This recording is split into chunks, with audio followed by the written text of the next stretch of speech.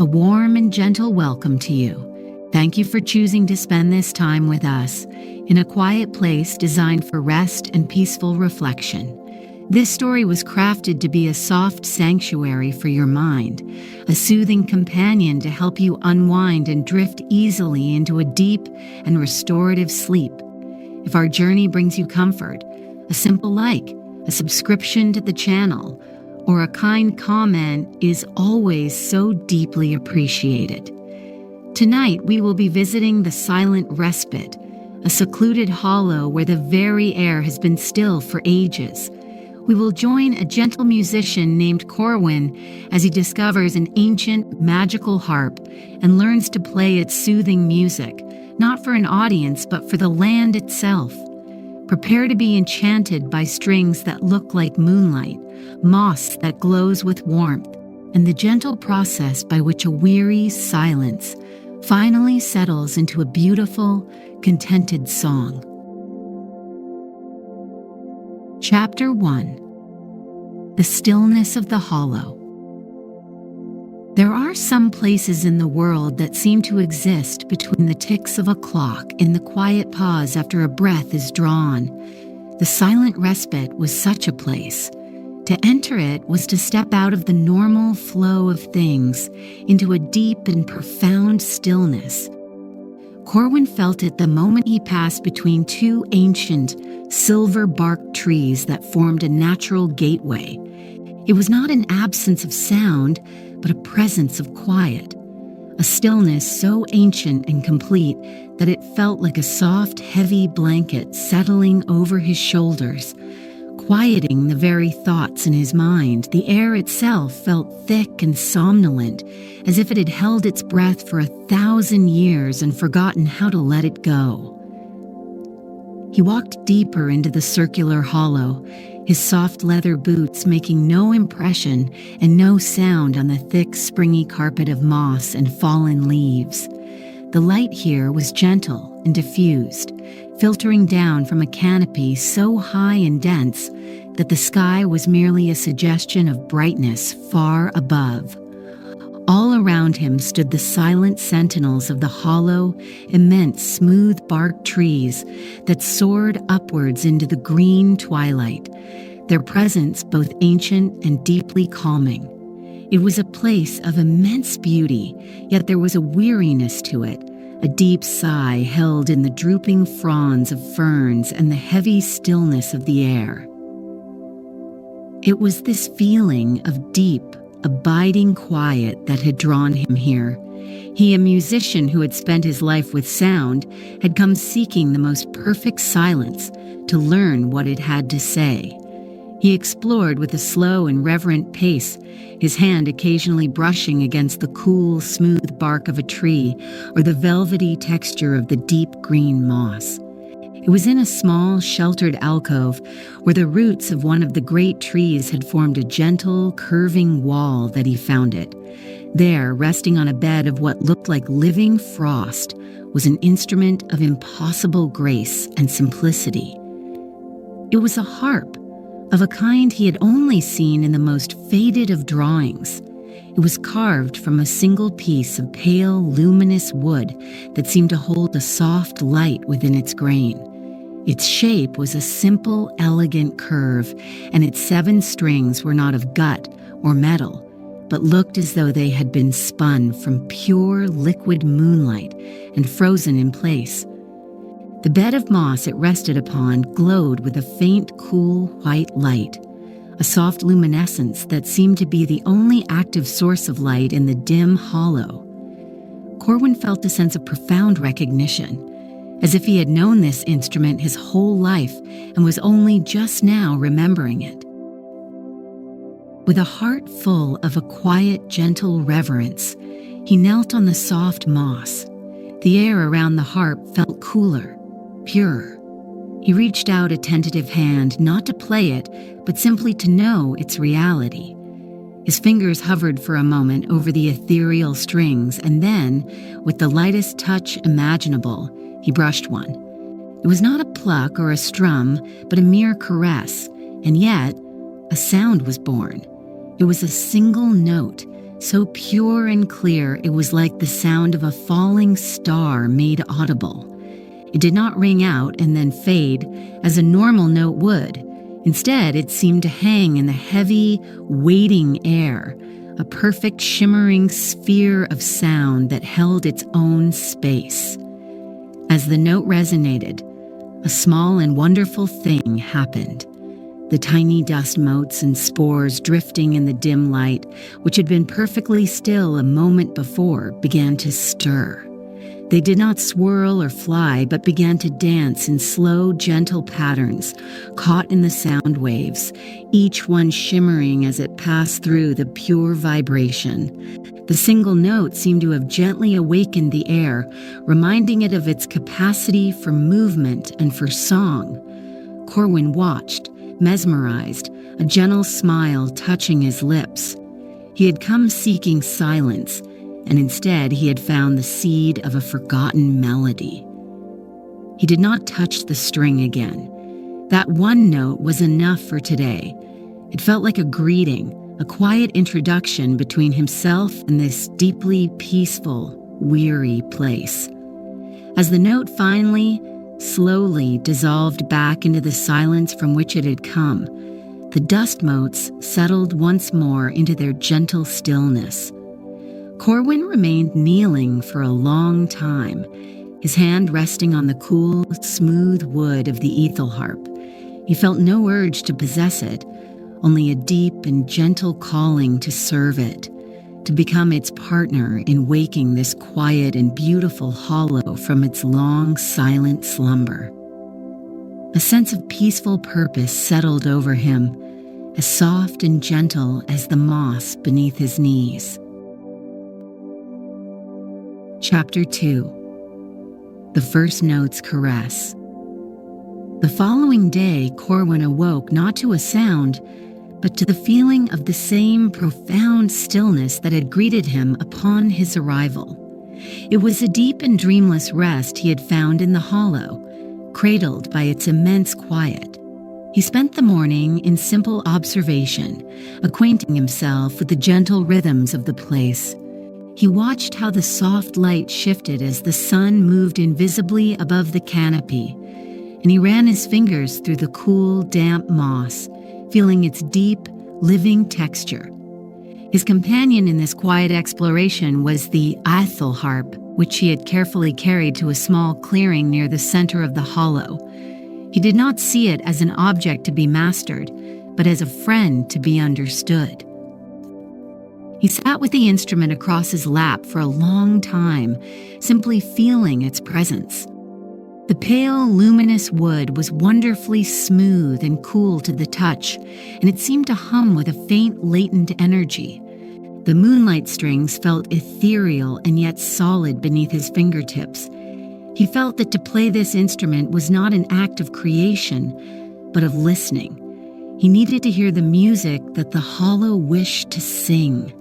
So he waited, his breathing slow and even, his mind as clear and still as a forest pool, until he felt a gentle impulse, a quiet suggestion of a melody. He did not attempt a complex piece, for that would feel like shouting in this quiet place. Instead, he raised his hands and plucked a simple, ascending sequence of 3 notes: do, re, mi. Each note was as pure and clear as the first one he had heard, and together they formed a gentle, open-ended question asked of the silence. He let the sound hang in the air, a soft and hopeful offering, and then he simply watched and listened with his whole being. The effect was subtle, yet undeniable. Not far from where he sat was a large patch of ferns whose fronds drooped with the hollow's ancient weariness. As the music washed over them, their delicate tips seemed to lift, almost imperceptibly, as if they were taking a slow, deep, and satisfying breath. It was more than just a visual change. The very air around the ferns seemed to alter its quality. The heavy stillness had thinned, replaced by a feeling of lightness and gentle energy, and beneath the fading echo of the harp's notes, Corwin could now perceive a new sound, if it could be called that. It was a faint, low hum, a wonderfully pleasant and soothing resonance that seemed to emanate from the very air itself. It was as if the harp's music had not vanished, but had been absorbed by the atmosphere, transformed into a new and gentle state of being. As he was contemplating this small wonder, he became aware of a gentle presence nearby. He looked up to see an old woman with a face as kind and serene as the ancient trees around them. She had approached so silently he had not heard her at all. Her hair was the color of silver moss, and her eyes held a deep, knowing peace.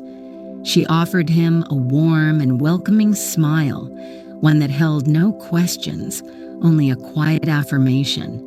This, he knew, must be Bryony, the Hollow's gentle steward. She held a steaming ceramic cup in her hands, which she offered to him. He accepted it with a grateful nod, the warmth of the cup a comforting sensation against his cool hands. The steam that rose from it was fragrant with the scent of sweet herbs and something like chamomile. He took a sip. The taste was as gentle and comforting as its aroma, a liquid warmth that spread through his chest. Bryony sat on the moss nearby, not speaking, but simply sharing the quiet moment with him.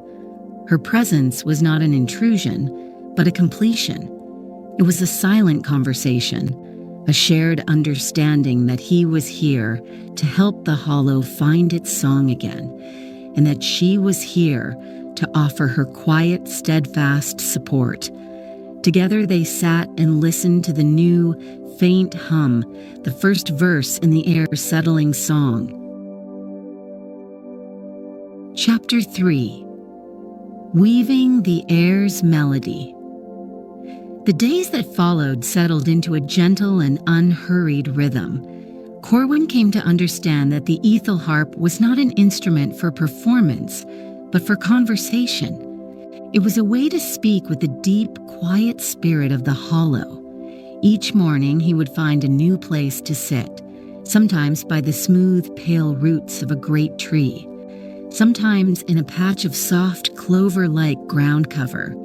Here he would simply hold the harp, feeling the cool, luminous wood, and wait. He would listen to the silence until a melody suggested itself, a gentle tune that felt like it was born from the quiet itself. He began to weave these simple, languid melodies into the air. His fingers, long used to the demands of more complex instruments, found a new kind of grace in this simplicity. The moonlight strings felt wonderfully alive and responsive beneath his touch, each one releasing a note so pure it felt like a drop of water falling into a still pool. The vibrations of the music were a profound physical sensation, a soothing resonance that traveled from the strings, through the wood of the harp, and up his arms into his very core. He found that in playing for the Hollow, he was also soothing himself, his own mind settling into a state of deep, meditative calm. He realized now that the heavy stillness of the place was not an inherent sadness, but simply a long-held memory of soundlessness. It was like a room that had been kept closed for centuries, the air within thick and stagnant, waiting for a window to be opened. His music was that gentle opening. With each melody he played, he was inviting the air to breathe again, to move, to remember its own capacity for vibrancy and song.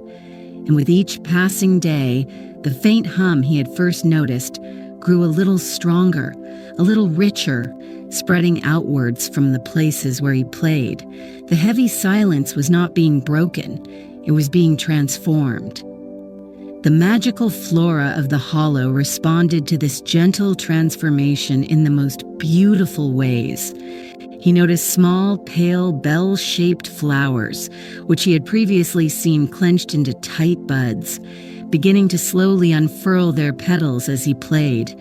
These, he learned, were the echo blooms. As they opened, they seemed to drink in the music. Hours later, if he knelt and placed his ear close to one of the open bells, he could hear a faint, ethereal echo of the melody he had played, a tiny, perfect musical memory held within the delicate flower. Even more wondrous was the change in the glimmer moss that grew in soft, thick carpets throughout the hollow. The cool, faint white light it had first emitted began to slowly and beautifully change. As the resonant hum filled the air, the moss seemed to draw it in, and its light responded by shifting in character.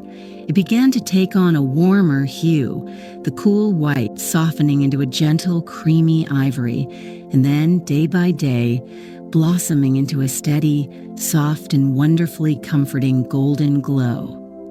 The hollow was no longer a place of cool, lonely light, but was becoming a space of warm, shared radiance. Bryony would often watch him from a distance as she tended her herb gardens, a look of deep, serene contentment on her face, her quiet presence a constant encouragement. He was not just a musician, he was becoming a part of the hollow's gentle ecosystem, a weaver of sound and harmony. Chapter 4. The Full Harmony. There came a time when Corwin felt that the separate parts of the hollow had been awakened and now needed to be brought together into a single, unified song. He felt a quiet and certain pull towards the very center of the hollow, a place he had not yet played. There lay a small, perfectly circular pool of water. Its surface was as still and dark as polished glass, reflecting the high green canopy in a perfect, unbroken image. It felt like the sleeping heart of the respite, and Corwin knew this was where the full harmony needed to be born. He carried the Aethelharp to the pool's edge, its luminous wood seeming to shine a little brighter in the dim light. He settled himself on a soft, mossy bank, the cool, damp earth a comforting presence beneath him. He took a long, slow breath of the now gently humming air and placed the harp in his lap. He did not plan a melody or a composition. He simply placed his fingers on the moonlight strings and began to play, allowing the music to flow from him like the water of a gentle spring. It was a continuous and languid stream of sound, a melody that rose and fell with the rhythm of his own calm breathing. The music flowed out over the dark, still water, and a truly wondrous transformation began.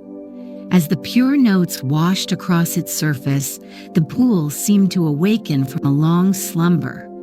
The dark, inert quality of the water began to shift.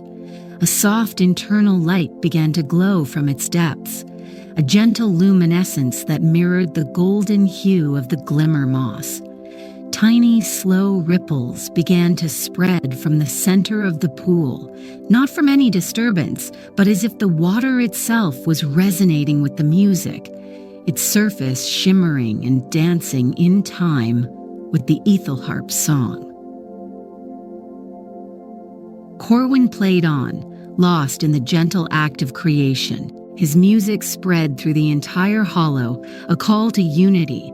The resonant hum which had existed in pockets now coalesced, growing into a single, constant, and deeply soothing presence that filled every corner of the respite.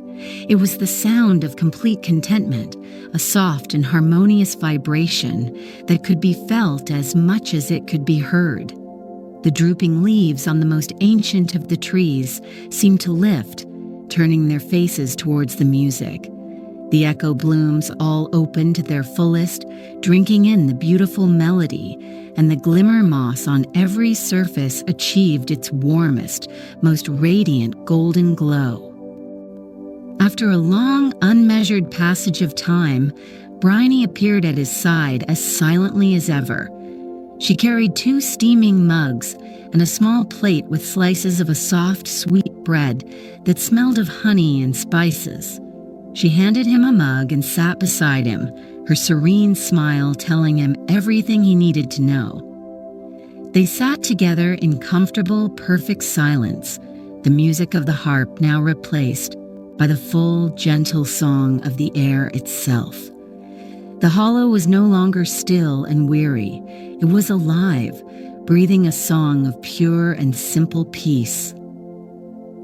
They watched the shimmering pool and listened to the gentle hum, a feeling of profound and peaceful completion settling over them both.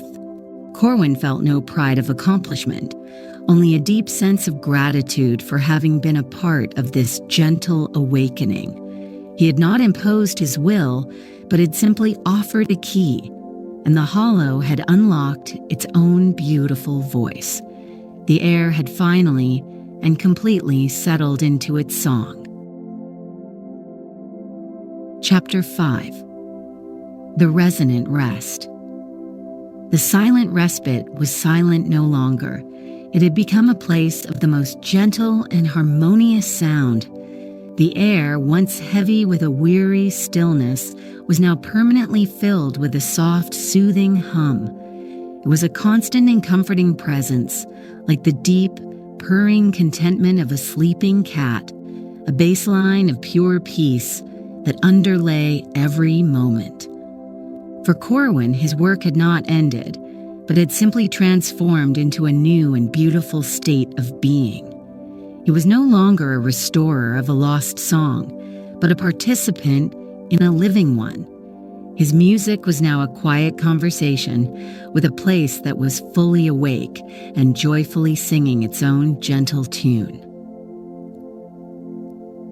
His days took on a new, even more peaceful rhythm. He would still play the Aethelharp, but his melodies now were softer, more contemplative. He was not trying to change the air, but to harmonize with it, adding his own quiet voice to its continuous, gentle song. He would find a comfortable place to sit, perhaps leaning against the warm, golden glow of a moss-covered tree trunk, and play simple, meandering tunes that floated on the humming air like a leaf on a slow-moving stream. The hollow seemed to listen, its own hum swelling almost imperceptibly to meet his music, a beautiful and gentle duet between musician and home. As twilight began to weave its soft purples and deep blues into the golden light of the glimmer moss, the hollow became a place of almost impossible beauty and peace.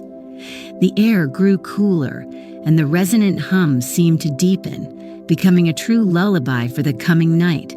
Corwin, feeling a sense of deep, quiet fulfillment, would play his final gentle melody for the day. It was a soft and simple tune, a quiet thank you to the hollow for its beauty, and a gentle goodnight. The echo blooms, which now remained open all day, would capture these final notes, holding them like tiny, luminous secrets. As Corwin fell silent, the flowers would release their faint, tinkling echoes into the deepening dusk, a shower of tiny, bell-like sounds that decorated the profound peace of the evening. Bryony would often be sitting near the doorway of her small, cozy dwelling, a warm silhouette against the firelight within, and she would give him a slow, grateful nod, a shared acknowledgement of the beauty they now inhabited together. Corwin felt a sense of belonging so deep and complete, it was like the feeling of his own heartbeat. He had found his true home, not in a place of walls and a roof, but in a state of harmony. As he settled down for the night in his own small shelter, the world around him was a perfect symphony of rest. He was enveloped by the soft golden glow of the moss, the sweet faint scent of the echo blooms, and the constant gentle resonant hum of the air. It was a cradle of pure peace. He closed his eyes, his heart in perfect rhythm with the humming world around him.